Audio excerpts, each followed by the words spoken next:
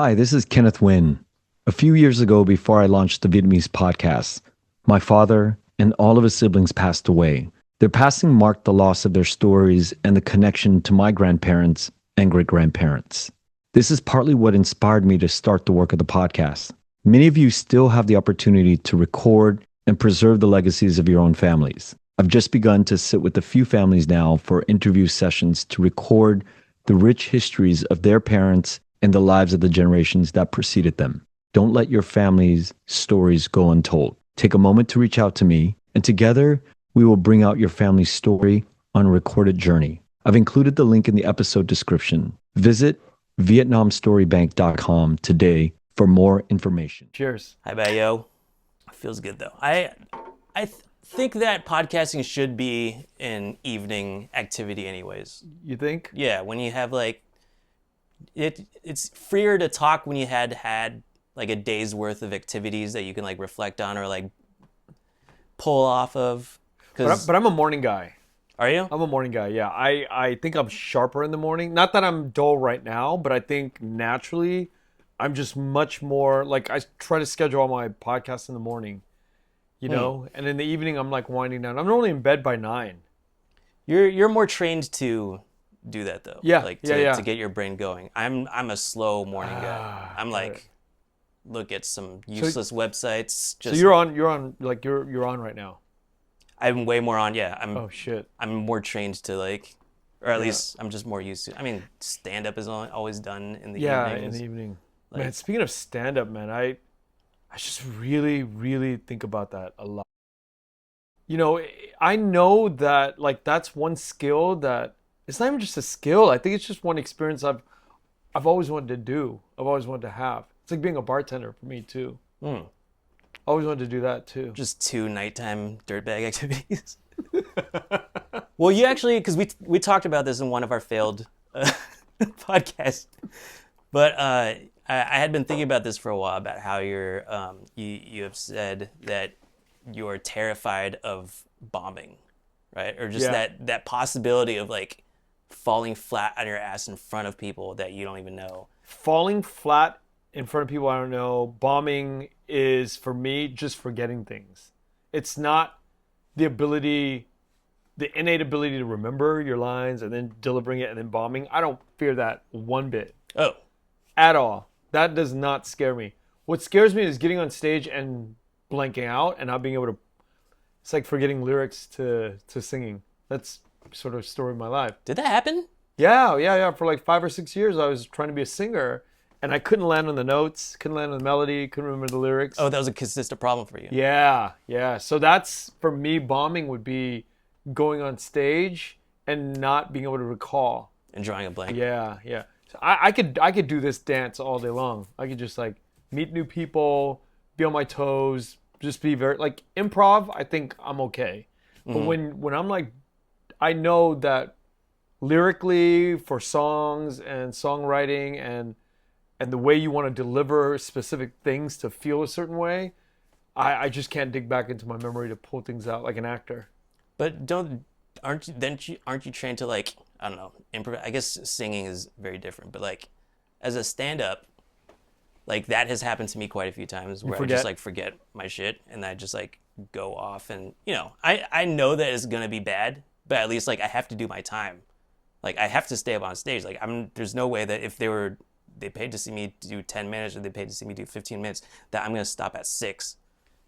Like that's a cardinal sin. But don't you feel like you've faced the demon of your failure? You look at all the greats, like whether it's singing or acting or comedians, right?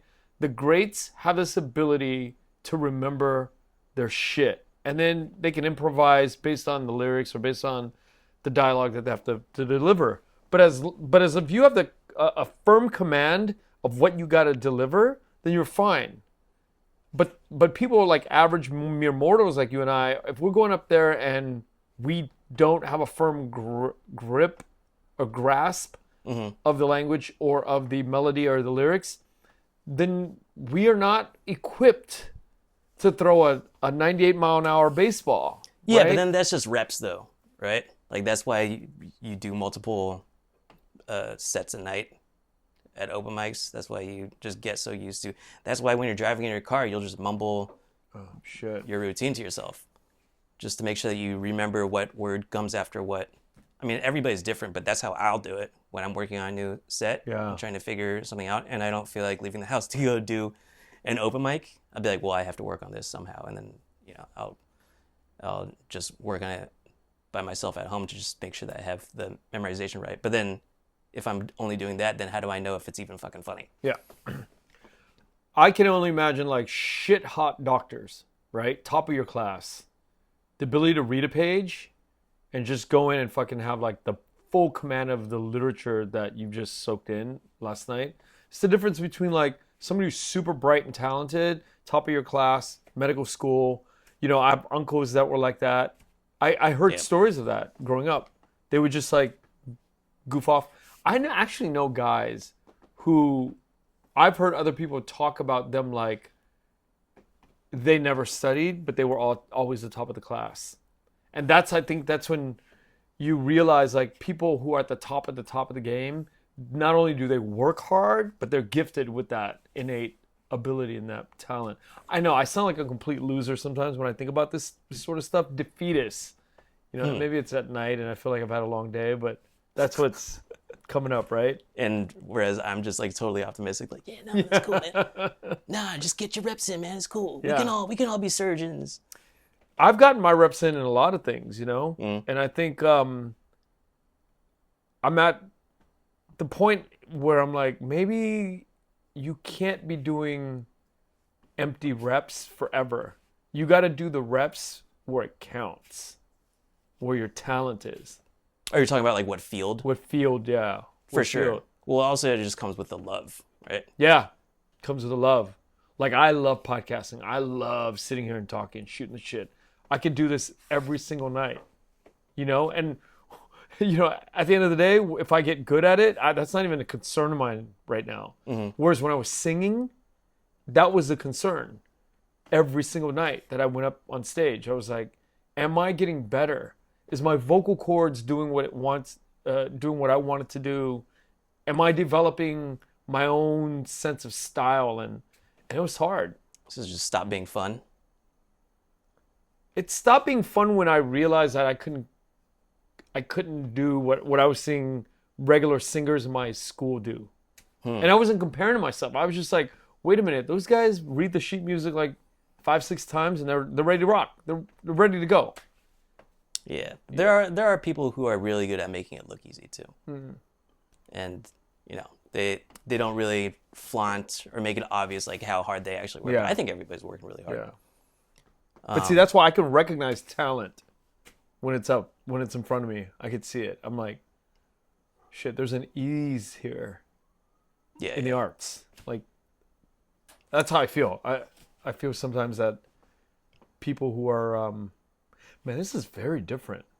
This is not the typical podcast that I normally do. It's crazy. Vietnamese Podcast After Dark, baby. It's crazy, man. It's like, I'm actually talking a lot.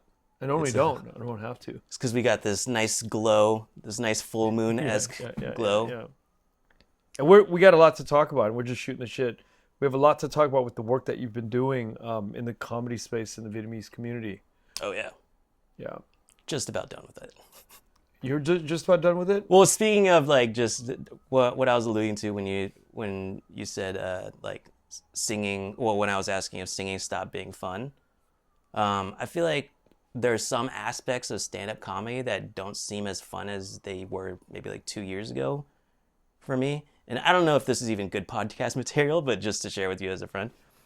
No, I don't cut, so you're... Okay, well, great. You better think about what you're saying next. Buy tickets to my show, but I might not be too into it. No, just kidding. Your show is the show that you're producing. Right. That's what I mean. The as a performer, I think my interest in that is kind of waning a little bit. Got it. Now it's really like I love Embarrassed by Night. I love what we do. I love I love putting a lot of work into it, doing things like as a performer myself and doing the things that I know takes to top level stand up just on your own to have people want you to be booked and stuff. Making reels and going and showing up and making all these friends with the right people is just, it seems like a lot more work than enjoyment to me. And obviously there are people who love it, and I'm good for them, and I don't even want to compete with them because they're doing it for, you know, the reasons that they want to find success. But it's good to know. It's good to know at this point in my career, like what I want to really dig my heels into. And a lot of producers and directors and writers come from the performance side.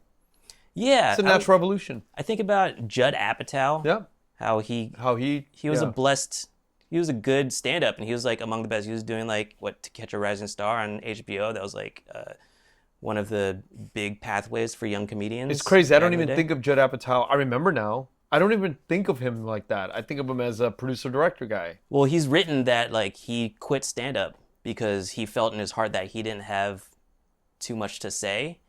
And I truly believe that to be a good stand-up, you have to have a good, or at least be really good at convincing people that you have something to say that is worth saying, like a good point of view. And I feel that.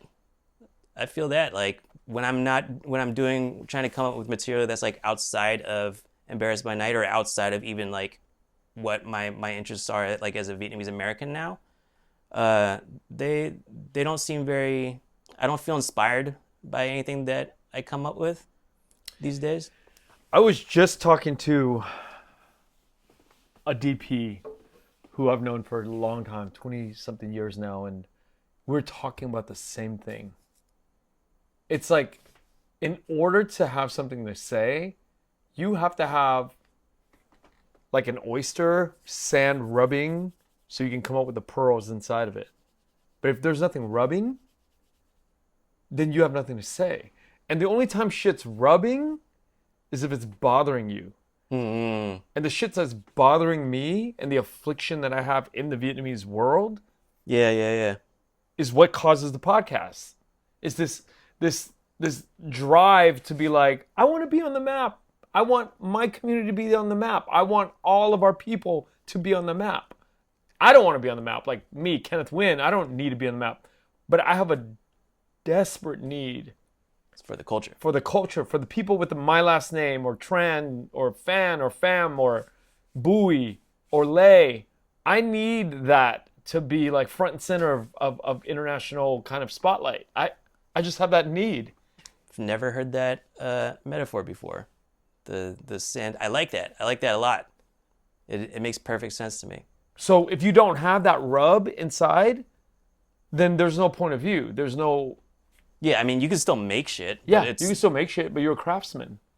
You know, but you're not an auteur. You're not an artist, right? I think going back to just talking about stand-up, like I do notice that like a lot of my favorite stand-ups that, like when I was in college, like listening to certain stand-ups, they were like really edgy and political and alternative, and they were like coming up with really cool ways of getting their point across. And then like I revisit them years later when they're like dads, and they're just making jokes about, you know, their kids and like their kids that they obviously love.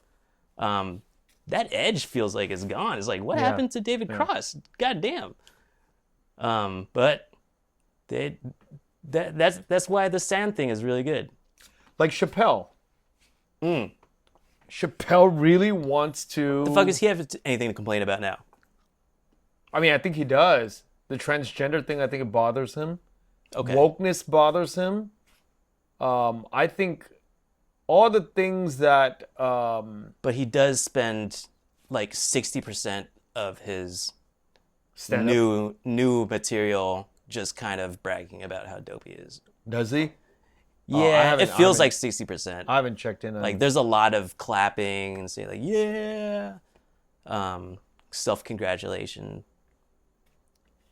Dave Chappelle. That's been a pretty big among my friends critique. whenever we talk about a big criticism of Dave Chappelle's new shit. Well, also then it doesn't help that people are just irked by his digging his heels into the transgender thing. Yeah, he's digging it in. Wonder why? What's that rub? You know, why? Maybe he's run out of shit. Maybe he's run out of shit that bothers him because he's like, Or maybe he's into transgendered men who become women. maybe he.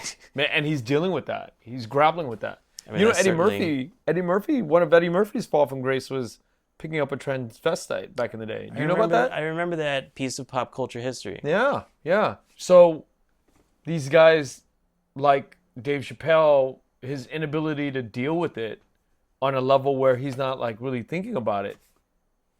Maybe that's his rub. Who is to say? Until I meet him and then I can ask him. And even then he might not be fully aware of it. Right? Because it only comes out like in ways that it only comes out when it's being pressured to come out. And it only manifests itself in its weird way, which is like Chappelle has done through comedy. Right? And if you look at Apatow, I think a lot of his shit was like, it's like rite of passage, right? Like that awkward time of growing up. Yeah. You know. What's Apatow been up to these days? I think, I'm a big fan of Judd Apatow, like mid 2000s, and like what he did for young Jewish men, and awkward young Jewish men. Yeah. Let's get a Vietnamese guy doing that for young Vietnamese guys. I haven't seen that movie Didi yet. Yeah, I think we should watch it. Yeah, Taiwanese. I really want to see it. And it's also same era that I grew up in, Yeah. same Bay Area scene. We should go watch it after this. Dude, I'm down. Is it over? Yeah, over here. It's playing around here. I locally. thought about watching it right before I came over here. Damn. Yeah, we should. We should probably. Yeah. I'm down. I really do want to see Didi. But yeah, I would love to see somebody who's like taking hold of like this underrepresented Vietnamese community and like exploring that. I mean, we are starting to do that. Right? We are. I mean, I'm doing it in a different way. You're doing it in a different way. You're doing it through your comedy shows, producing them. You're like Apatow, but for the stand-up world. I'm doing it through podcasting. But you're right. There's nobody doing at the it international level. But why? Because there's no market for it yet. Sorry, Didi will start. Maybe the success of Didi might be like, oh yeah, these are cool stories. You know, we had to have Crazy Rich Asians fucking burst the floodgates before we started to get these like other little shows and movies. Yeah, I wonder if it's an exercise in futility sometimes about representation. I talk about this. There might be 5 or 6% Asian American in the United States, right? It's even tinier in France, right? The French Asian population, look at the United States Asian Americans, and they're just like, holy shit, these guys are on fire. They're doing so much. Really? Oh my God, yeah. When the French Asians, French Asians, when the Cambodians and the Southeast Asians, Koreans or Chinese, Vietnamese, when they're looking at the United States, they're like, oh shit. They're like, they've accomplished so much shit. But we're in the heart of it here, and we're just like, the needle is not moving fast enough, right? Do you feel like it's a wave though? I feel like we're in a pretty. We're in a wave.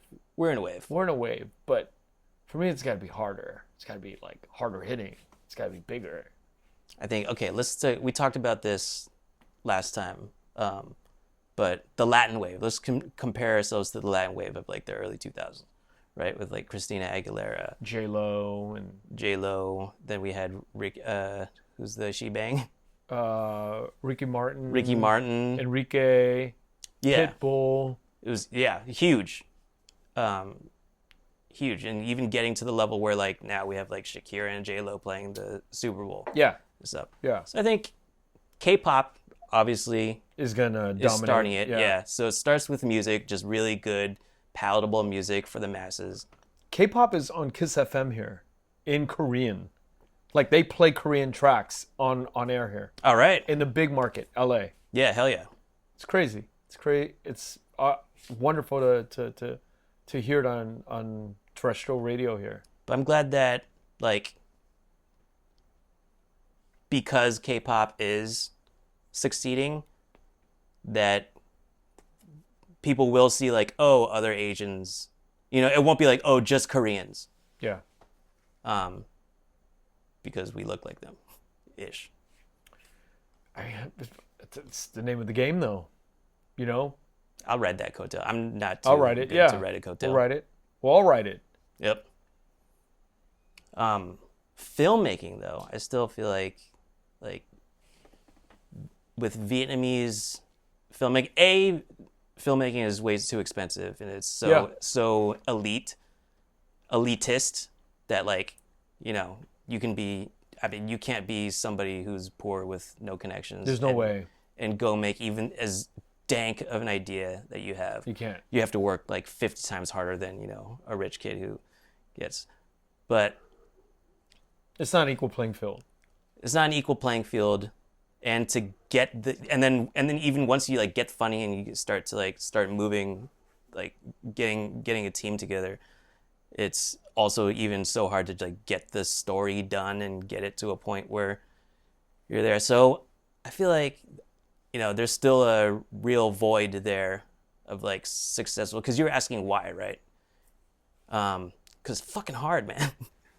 It's hard. Yeah, I mean, Judd Apatow obviously had the right ins and outs. Not to say that he didn't earn it, but I mean, he had been in Hollywood for a long time. Yeah. But the Jewish community runs the entertainment industry. Well, they do a really good job of helping each other. Right. Right. They're really good at it. Mm-hmm. But there's history behind why they're good at it too, right? They're abstract thinkers. They come from a whole group history of, you know, I'll talk about this all the time, privately and publicly. Like, because I was told by my good Jewish friends, 5,000 years of rabbinical tradition. You're breeding rabbis. What do rabbis do? They tell stories. What do? They tell abstract stories. What do? They coalesce around a moral of a story. What do you think film is? What do you think music is? It's bringing your like senses, whether you're looking at it or you're hearing things, through storytelling, through some sort of medium. Mm-hmm. So you can have like this experience of cathartic after you experience an hour and a half of a movie or a 3-minute song. It's, you know, it's part of the way that this was all kind of like done for 5,000 years, right? Well, now you got me thinking, because like Vietnamese people have been around for a long time, and also correct me if I'm wrong, because I get a lot of my information from fucking YouTube, Reddit. So, but isn't it that like a lot of the Vietnamese storytelling tradition that we talk about, like going back thousands of years, is just what we were given by the Chinese? Or not given, but like sure, you know, imposed upon by the Chinese. It's so not PC to say this, but I mean, where is the line drawn between where we morphed into becoming Vietnamese and where did the Chinese leave off with their like the further south of their people being Chinese, and then we became Vietnamese, right? Like, I explore that a lot in the work that I do. And there's no real concrete answers, man. You go to one camp, they're going to shout and they're going to yell at you for crossing the line and being like all like, you know, pro-Chinese. But you go to another camp and they're like, that's ignorant, Ken. You could just see clearly our language, our traditions, our customs, funeral, weddings, you know, all of it comes from those guys, you know? And so the lines are blurred, and it's almost like American and British, right? We have a point and a line in the sand. 1776, July 4th, we were cut off from the motherland, from Britain, right? But there's none of that like exact date in the Vietnamese Chinese history. Yeah, it's still ongoing. It's still, yeah. It's wild. So the tradition of storytelling, or our own Vietnamese storytelling, I think it's relatively new. And you can argue that the diaspora in the last 50 years is like the furthermost satellite that's doing that job of, but then not enough of us are in the business of storytelling, and not enough of us are out here talking about how abstract ideas in story is shaping our culture, the Vietnamese Americans or the Vietnamese diaspora. Yeah, There's a lot of us doing it, but it's not enough people doing it. I like the idea of starting now. I actually like the idea of 1975 being a delineator. Well, because all right, I've had this conversation, but in like way more sloppy ways. I've never really like delved deep into this, but like recently, when I started really focusing on my energy on Embarrassed by Night, when I really started focusing my energy on the Empathizer, I made a decision that like, all right, what I'm gonna really dedicate myself to is Vietnamese American stories. Like, I'm not qualified to tell a Vietnamese story yet. Maybe I will in the future, but right now, like with my means right now and with my level of experience, I am qualified to do a Vietnamese American. I'm qualified to make a Vietnamese American art as an expert. 100%, because that's you. Yeah. And when I made that decision, it kind of simplified a lot of like the other choices that I was supposed to liberated that I you. need to make. And yeah, I would say liberate, but also just made everything look so much simpler. I think like I didn't have to feel like I was trying to reach for something. Like, I'm gonna tell what I know. Yeah. But yeah, that is really exciting that like Vietnamese American shit, that's like so new, and that's exciting that we get to, kind of mold that for better. I love or for that worse. you brought that up tonight. I do. I've been struggling with that, and now that you're saying it, it's making it more concrete. Trying to be somebody we're not, right? Because we're seeing like what they're doing in Vietnam or what they did pre-75, all these things that look cool and were cool are in fact super cool, but that's not our history. Yeah. Right? Like, we want to talk more about like the expansion of what it means to be Vietnamese American, but sometimes we feel like we are being trapped by generational guilt or histories of the homeland that has nothing to do with us. And I'm being like confined to that space, but with what you're saying tonight, it's just like, fuck it, like just own the Vietnamese American space, and that's all we have to really. That's really all we have. That's all we really have. Yeah, that's what I can trust myself to do. Because then, as a Vietnamese American, you actually could say and do whatever you want. Right? There's that liberty of you. You can say anything you want. I mean, this is America, the land of the free. You happen to be of Vietnamese origin. Yeah, it's true. I would say that there are a lot of people who are Vietnamese American, especially of my generation, who would disagree, because if you just say whatever you want, what if you run the risk of offending the previous generation? The previous generation. But then I don't have that problem. I don't fucking care. But yeah. But I have that problem. I know a lot of people I have that problem. I have that problem. I have that issue. I care. I don't want to offend my mom's generation. I don't even want to offend the guys that are 10 years older than me that live in Orange County or live in Louisiana or San Jose. I don't want to offend these people. I love these people. I understand what they go through. But then that is limiting. That's limiting. I'm not liberated.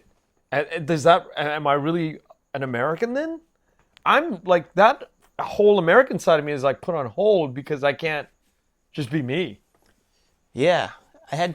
So that's another choice I had to make, because you've seen like earlier cuts of my film, like I have some segments where I say some things that might upset people, and I've shown it even to my family. My family's like, "Are you sure you want to keep that in there?" Yeah. I'm like, "No, this is art. This isn't journalism. This isn't, this is how I feel, or how, this is the point that I'm trying to make, and I'm just gonna keep it there, because how are we just gonna keep stepping on eggshells like forever just so that we can not play both sides, but you know what I mean, appease everyone?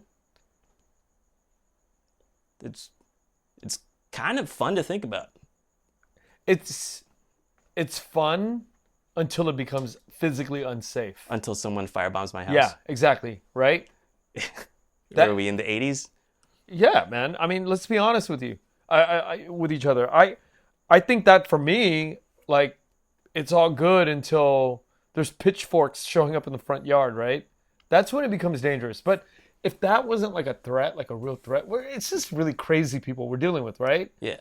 Where you're like really fucking with crazy people. Like I don't mean, I don't mean the normal people who have real baggage of pain and trauma. I'm not talking about those people. I'm talking about the fringe 20, 30 people who are like existing in these communities, whether they're Vietnamese or they're Palestinian or they're Israeli or they're evangelical Christians. That small, tiny fraction is the danger that you have to exist, that you have to live with. Yeah. I mean, don't get me wrong. I don't mean to be like, no, I'm not Eric Cartman over here. Like, I'm gonna just do whatever. Fuck you.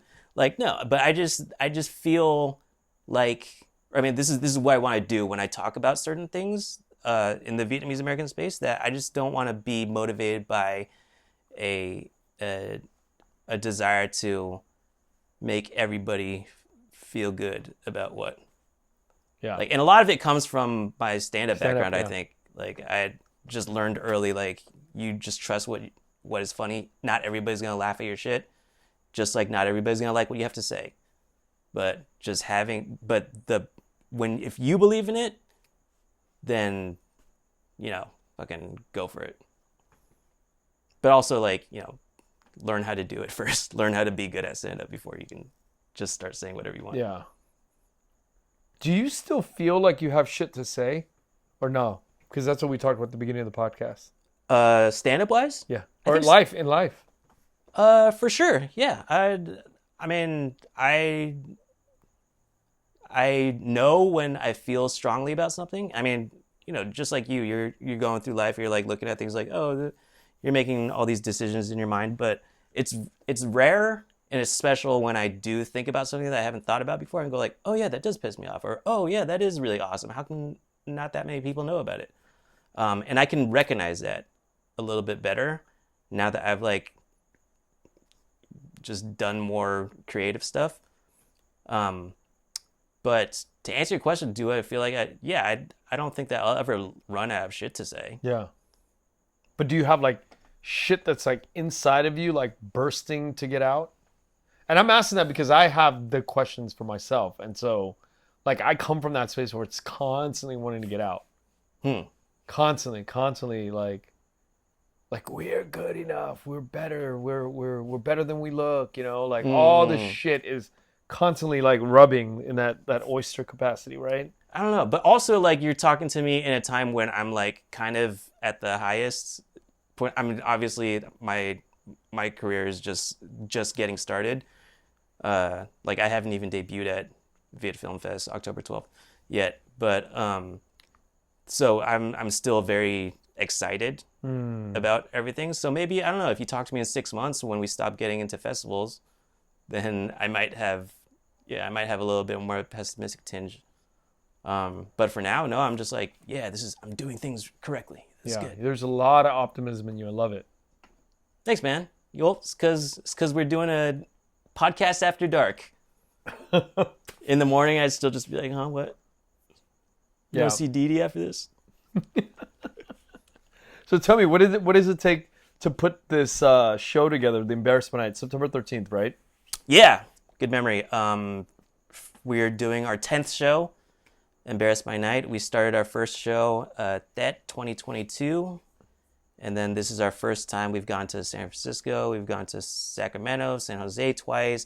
We've gotten some press, we've made some waves, and now we're coming back to LA to just bring it with all the LA homies who've been with us since day one, day two, at the Cat's Crawl in East Hollywood, 120-seater. Feeling pretty optimistic about that.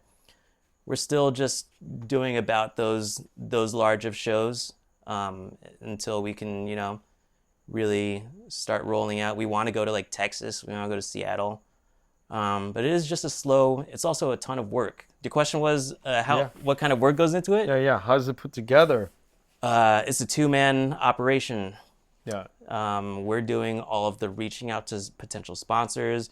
We were just at the venue 2 nights ago, looking at like the dimensions and trying to get like pictures for DJ Demon Slayer to like know where he can set up the DJ booth. The booth. Yeah, we're doing all of that like printing out. I have a backpack full of flyers I still need to like put up. Maybe I'll just put them around AMC actually. But where, yeah, it's a lot of work, which is why we're expanding steadily but slowly. Yeah, smart. Because we still like would be a little bit trepidatious about like if somebody came up to us was like, you want to do a 400-seat theater? We'd be like, I don't know if we can do a 400-seat theater. But eventually, 400 to me seems small, right? For me, I'm like, there's hundreds of thousands, if not tens of thousands of Vietnamese people living in Orange County. And there's shows that they do for 1,000 people all the time, right? That is true. However, go.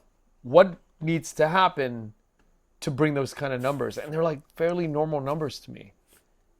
That you're talking about music or like cultural celebration shows that are like completely familiar and non-offensive. Not saying that our show is offensive or anything, but it's not something that people would look at and be like, I don't know what this is. Mainstream. Yeah, it's mainstream. Oh, it's a Paris by Night.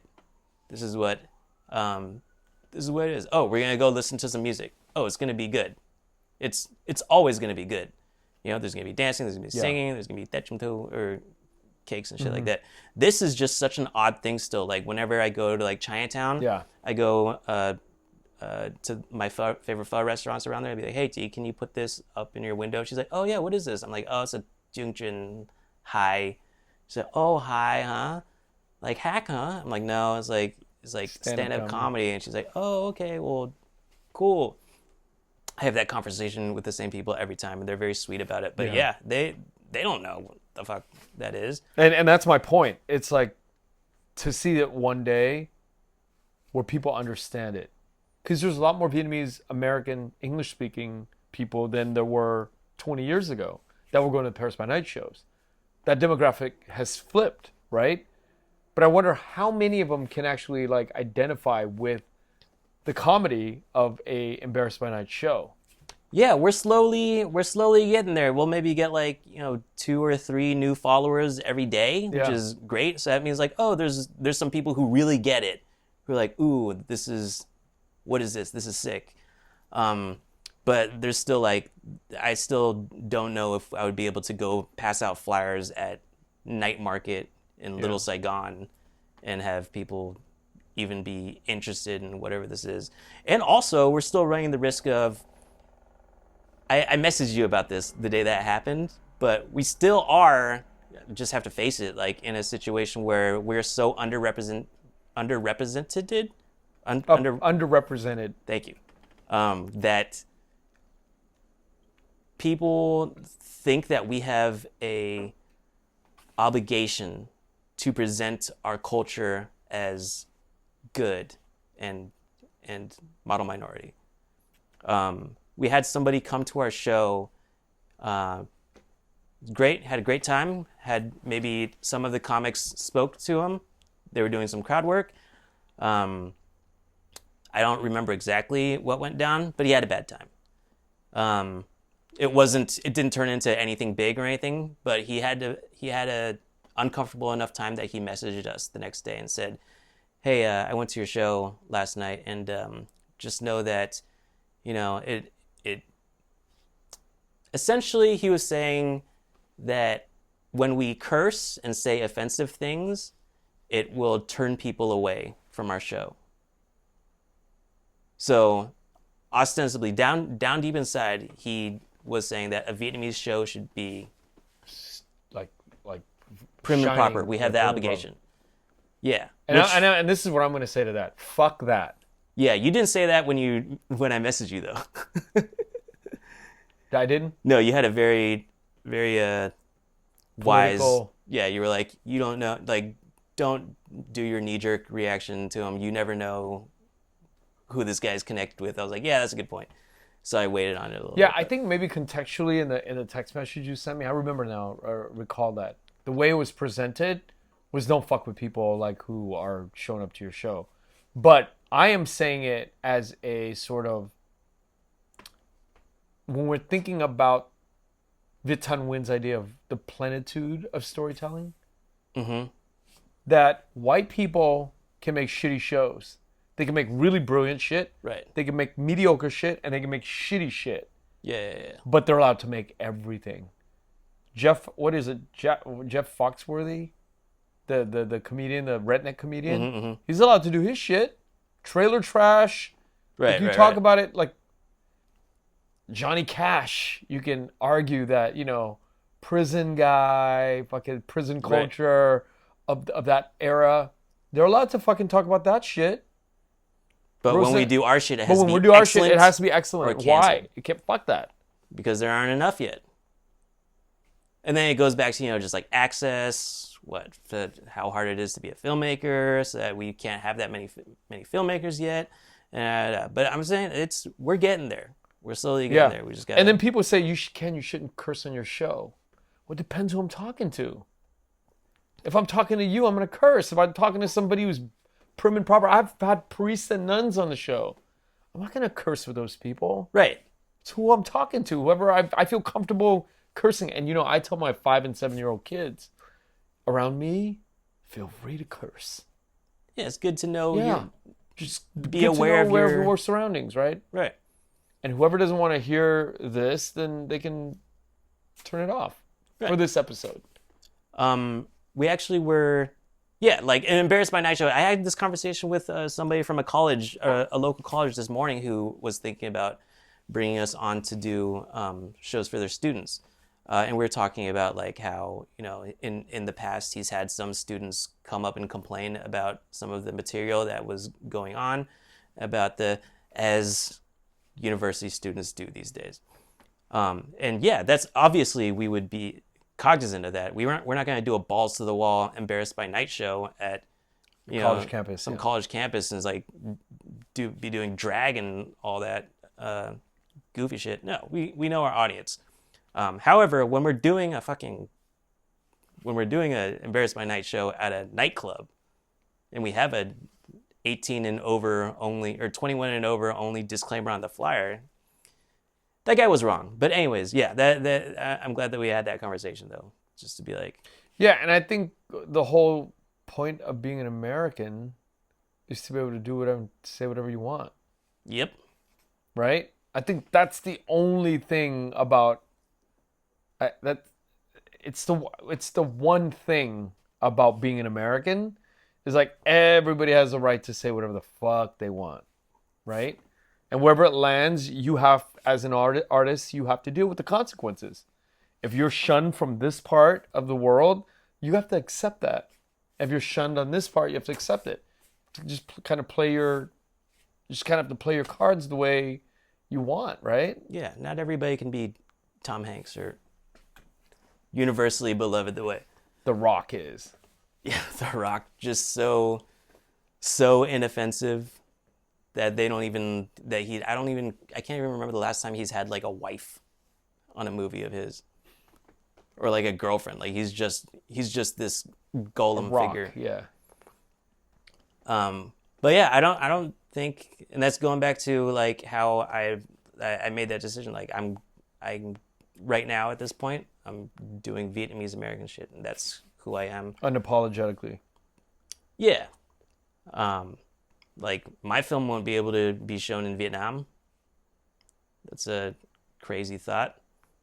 But what if you're limited? What if you're limited to going back? I think we're small enough potatoes that won't ever happen. I also don't think that the content of my film is that offensive, but you know how they be about just speaking up against the war and saying that it was maybe a good thing or maybe a bad thing. It's a bummer. Actually, I had there's a rock group that I was friends with in Hanoi, and I had wrote them a very nice and pitched them to use their song in a segment of our film, and they're Hanoians, right? And I was like, this is an American film. It won't be shown in Vietnam. We won't, but I love this about your song. I love how it swells up in the music, and this lyric plays during this part, like very detailed. And they're like, you know what? It's too risky. It's too risky. Like as a Vietnamese artist, We're seeing our other fellow artists be attacked for things that they don't even believe, but just because they're participating in or even just like next to, it's wild to think like how tough it is for like. But that goes on in middle America here, right? Like that's just mob mentality wherever you go. It's not just Vietnamese and it's not just white. It's just human to kind of like have certain nationalistic sort of leanings, you know, and not think it through, right? And not really kind of figure out the nuances of what the hell is going on. Most people are like that. Most people are like, fuck that, fuck the Dems, fuck the Republicans, fuck that. You know, it's just the way human nature is. You know, oh, look at that rock band, fuck them. They like put their song in this American film. It's just so binary sometimes. Yeah, I shouldn't be like telling them what to do with their music, obviously, or like, you know, complaining about that they didn't. But I just thought it was wild. Like it didn't. As I'm so privileged, like as an American, that I'm just like, oh fuck them. Like, what's the worst that's gonna happen? Somebody's gonna bug me on Twitter. Yeah, I don't even have Twitter, but yeah, that was a bummer. I don't know. Just constantly learning about how things the are world perceived. Works. Yeah. With doing this film, so it's cool. Yeah, and the more we bump into opposition, the more that rub happens, right? The more the rub happens, the more material comes out of our lives. So I think sometimes it's a decision, right? It's a conscious decision to go and get more of the rub, get more of the sand in you, or choose to sit out and be like, I don't want to deal with it.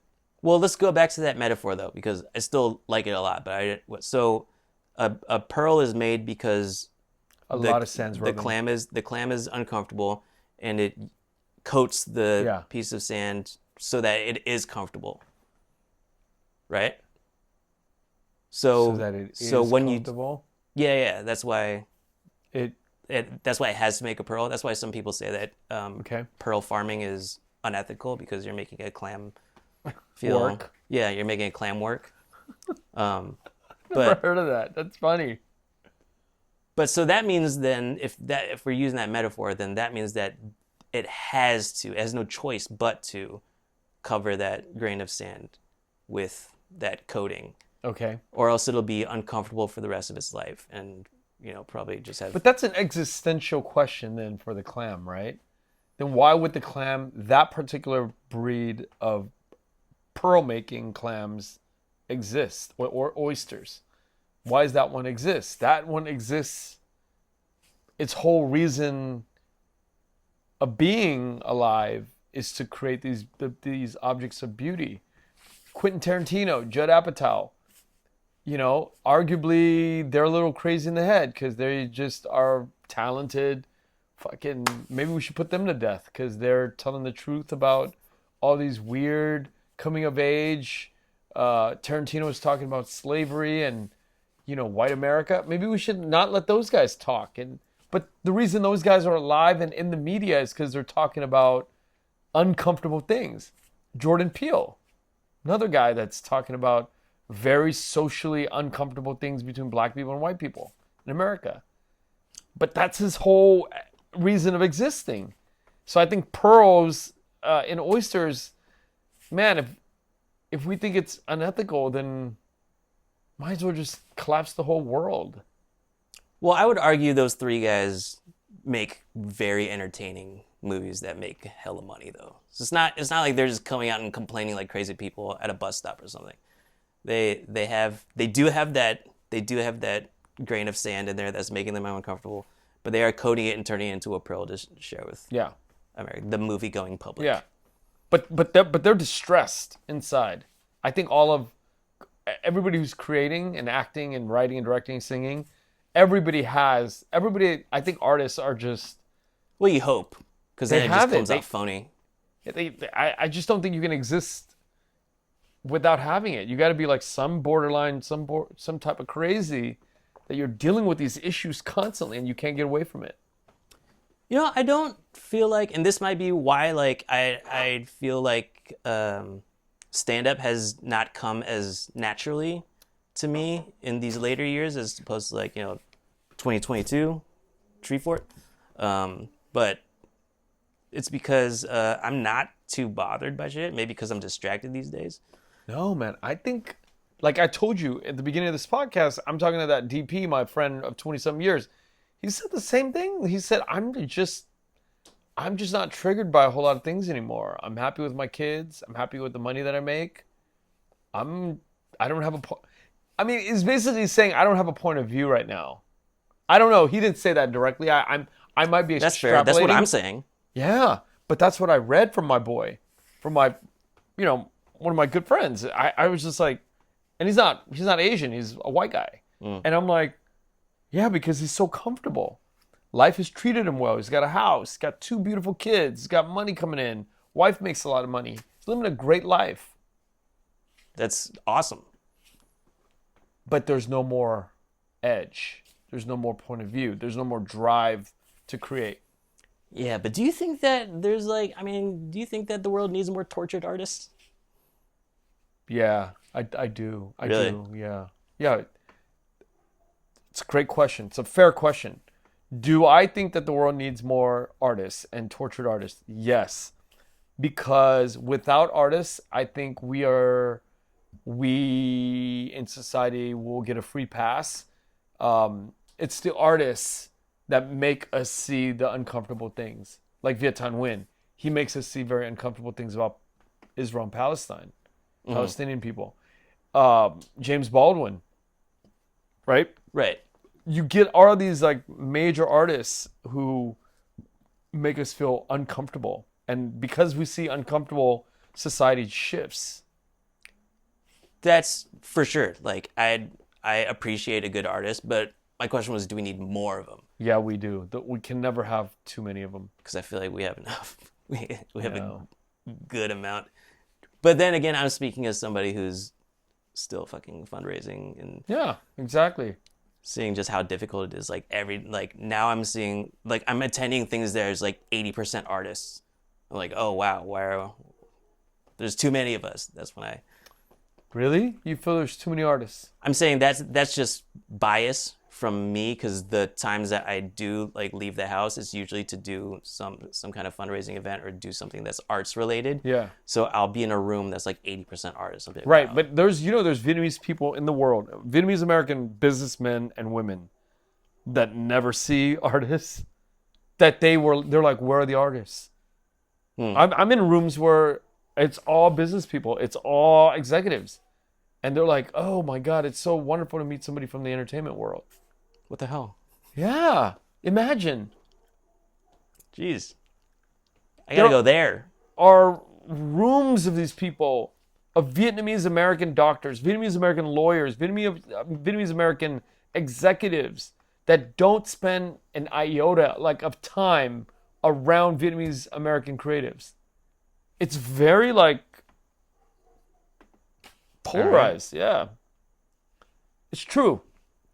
No, I totally believe you. It's just I just haven't thought about that for a while, just because I've had my head stuck so far up my own ass lately. And I'm in these rooms and I'm just like, my gripe is, why can't we find a way to combine everybody and be mixing in these rooms constantly? Have the big directors, film directors, singers, and be in the rooms with all these big hedge fund guys and business guys and academics, Yeah, there was, okay, so we were both at this one event that Dan Nguyen put on. Yeah.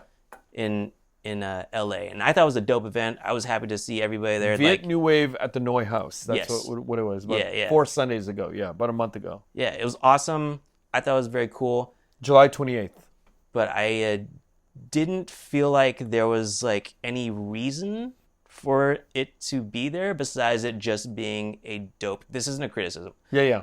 But it felt like a big networking event. Just a big party. Pep rally is the word that I would use. Pep rally, okay. Because you guys were all on a panel and you guys were all different, were working on different things. But the conversation of the people on the panel was just more like, yeah, I feel like Vietnamese people are doing more things. Yeah, I feel like Vietnamese people are doing more things. And it felt like that on a small level of what you're talking about, of just like a big Vietnamese gathering, but it felt pointless. And again, this isn't because I enjoyed it thoroughly and I had a lot of fun. Yeah, it's not a criticism. Yeah. Okay, well, let me ask you something. If you were doing that this is a great conversation, by the way. If you threw that event, how would you intentionalize it? Probably focus on one certain topic to have, whether if it was a political thing, you know, I wouldn't do this, but, you know, talk about the Israel-Palestine situation. So you'd focus it. Yeah, focus it a little bit more. Or, you know, if somebody was working on a project, talk about the project. Or if everybody's working on the same project, but there's some certain through line, do that. But yeah, I felt like if it was focused like that, the panel aspect could have held attention a little bit more. But for what it was, just like a vibe, solid vibe. Yeah, solid vibe. And we should keep doing things like that. Yeah. You know, if we know that that's just like, all right, we're just gonna go vibe out and high five each other and say what's up to all the people that we haven't seen in a while. Yeah. And then just eat some benseo. I like that. I like that idea a lot. Yeah. It's a celebration.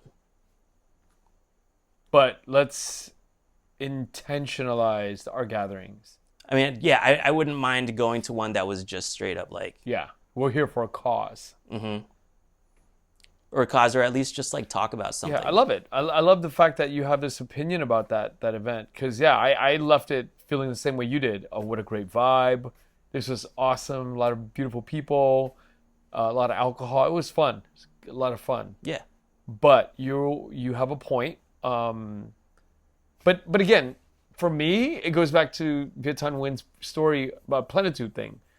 Why can't we just have a bunch of parties and it being, you know, one for an intention, another for raising funds, another for a political campaign. Yeah, I think we're working on it. And one for nothing, which is what you're talking about. Nodey House. Yeah, the Vietnam entertainment meetups. That's it. Those are great. Yeah. Yeah, I think we're working on it. I was talking to the Viet Creatives Collective. They just did one, and I went to it just to support. I didn't give a shit about what the topic was, but I just went to like, you know, support and just be another body, and I thought they did a great job. They specifically said that this needs to have intent. They made it a music, they made it a panel about musicians who are indie musicians, they're Vietnamese in LA and working on the creative spaces. And they had like really great specific questions to ask each other. They were talking about like musician burnout. They were talking about how to navigate the industry as an independent. They were talking about, you know, like gatekeepers. Independent, like really, really useful stuff. So you have a lot of people who are like, yeah, I'm a up and coming. I'm trying to rap. I'm trying to do this, and that was great. So I think that we're getting there. Yeah, and then there's another one happening this Saturday. Vietnam, which is another crew that this is their second year that they're putting together at our dear friend Dr. Bao's house in Hermosa, and it's a very public event. They're raising funds for their organization, another cultural awareness organization. What does the organization do? So they put on cultural events, and I think this has a few artists that are performing. I saw that. Yeah. It looks like a dope concert. Yeah. So it's done by a great group of people that I respect and admire. Let's see how it turns out. It's gonna be a fun, you know, any gathering at Dr. Bao's house in Hermosa is gonna be a fun thing. That's great. I should not pretend like I'm not totally a part of it. Oh, okay. Tell me what you're doing. No, they're letting me, but that was a sincere question of like, what are they about? Yeah. Because I tried to look at their website and it wasn't quite clear. I know that they have dialogues, but I didn't know like beyond that what it was. Yeah. Man, I'm getting to know you a lot more now. You're really big on like making your intent very clear.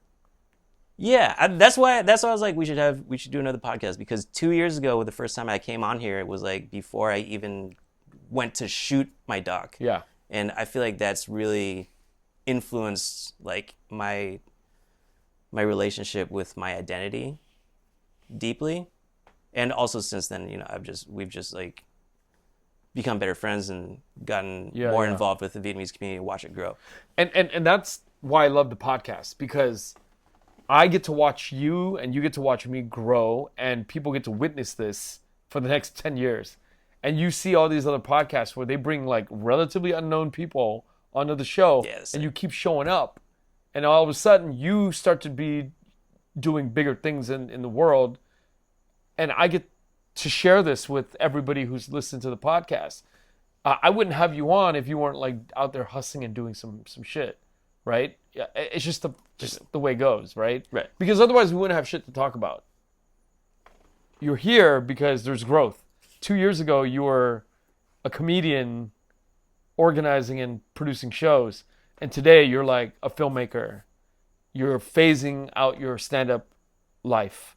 And you're getting more into the producing of these big comedy shows.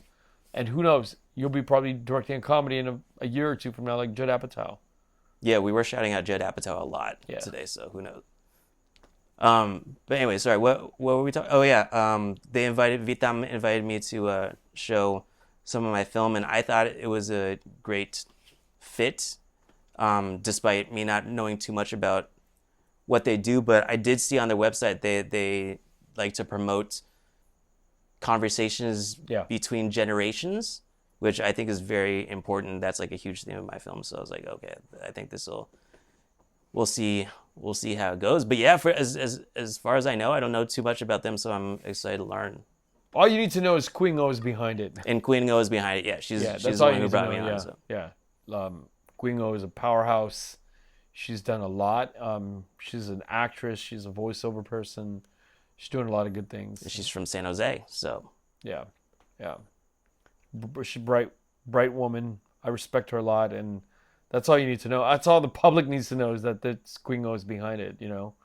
I don't know all the other partners that she works with. I don't know them well. I know of them.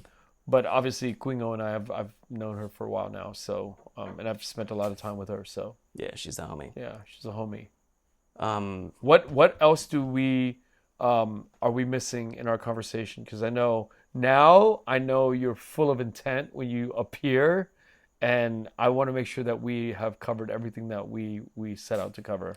I was just excited to talk about the film and how it's going to be premiering at Viet Film Fest, and that's just like a whole new leg of this journey, and it's just getting started. So thanks for letting me do that. Yeah, October 12th, right? October 12th is our premiere at Viet Film Fest. That's our like festival premiere, but we're also doing a exclusive private event that I wanted to invite you and all your listeners to RSVP to. It's limited spaces, but that'll be on September 21st. It's a free event, or? It's a free event. It's at the Cat's Crawl. That's the space that we're also doing Embarrassed by Night. Should have asked them for a deal on the rental, now that I think about that. But the 21st, Saturday, find out more information at empathizer.com/RSVP. If you can make it, you absolutely need to RSVP to get in. But yeah, you can check out the film for free. It'll be fun. It's going to be fun. From now to the end of the year, there's going to be so much happening. It's going to be a good time. I think it's a good time to be Vietnamese. It is. Well, it only gets better every year. Yeah, it's right. True. It's true, because the fruit is ripening. All the people who's been grinding, the gears in the last 20 years have now arriving at, we have people at Marvel, we have people at DC Studios, we have people in CAA, we have people at UTA, we have people at Paradigm, we have people all over Hollywood in music and film and TV. I think you and a lot of your generation in LA and SoCal have done a great job of harboring this need to fuck with each other.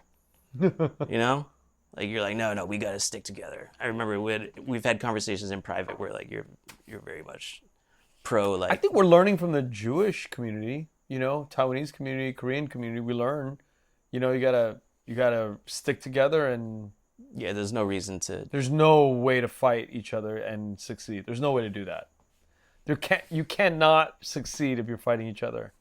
And then in turn, you have the kids who are Like we go to La Quinta High School, Yeah. which is like what 96% Vietnamese. Which I is don't know. Yeah, insane. 86, I think. Yeah. 80, something crazy, Crazy, like that. We call it Vietnamese Wakanda, where Yep. they have teachers and they have a lion dance team where they're hopefully like people like us will be invited to go and speak and just inspire this new generation of kids to just try to pursue arts or just promotion of Vietnamese American culture because I didn't quite grow up with that feeling, that need to.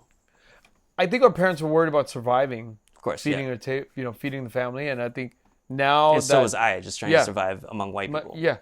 And now that I'm of the generation of, like, I'm old enough to be the high school kids' parents, and a lot of the parents are well-to-do because they had to pursue a stable career and they've made a lot of money. The kids don't have to worry. They can go out and pursue creative endeavors now. Yeah, we're raising a generation Yeah. of film students. Film students and musicians and artists. Little spoiled bitches. No, just kidding. I went to film school. Well, thank you. Thank you. Thank for you, man. coming on. I'm glad that the fourth time was the charm for this.